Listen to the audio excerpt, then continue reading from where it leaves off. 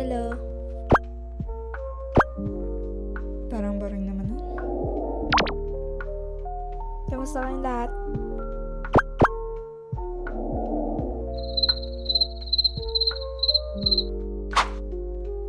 Buti naman.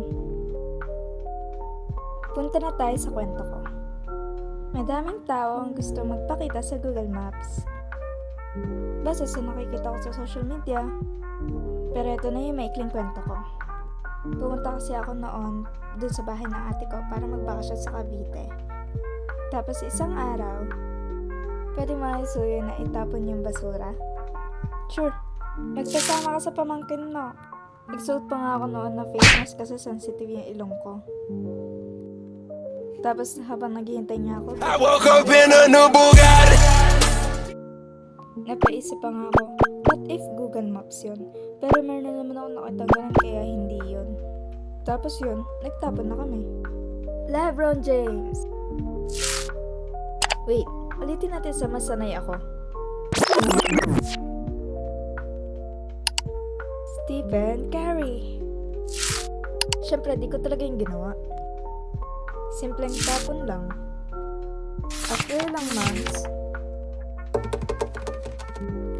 tingnan mo to. Picture niya, oh.